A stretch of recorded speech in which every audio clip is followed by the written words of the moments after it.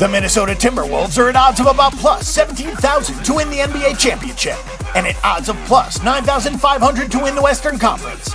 Minnesota's 16 wins were the lowest in the NBA last season, but Andrew Wiggins emerged as a star in waiting.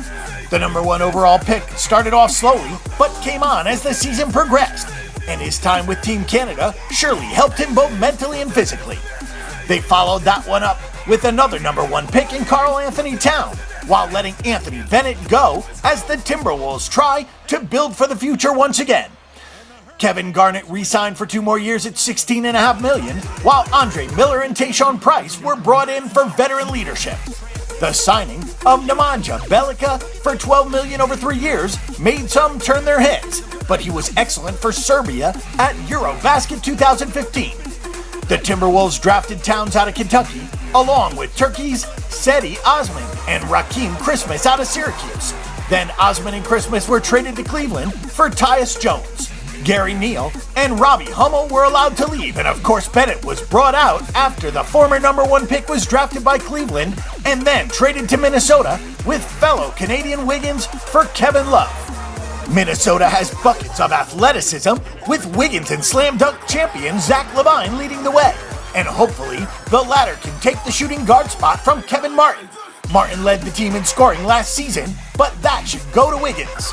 These two should form a deadly fast break combination with Ricky Rubio, who is the subject of trade rumors this summer.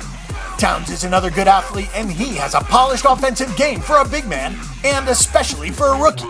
Don't forget about Shabazz Muhammad, who can score, and Gorgui Dieng, who brings defense to the interior.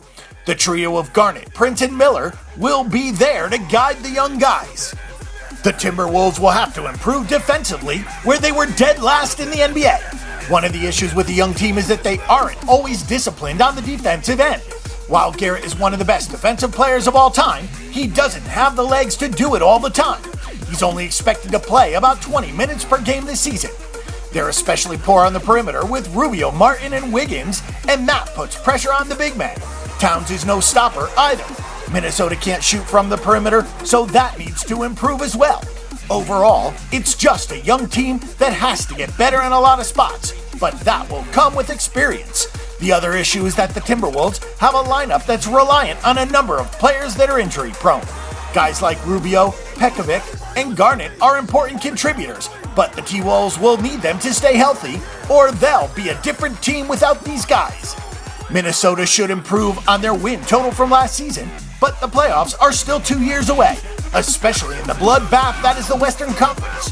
The key is improvement, especially with Wiggins and LaVine, while the Timberwolves hope that Towns is another future star and he can learn a lot from Garrett, who might be the most expensive mentor in the NBA.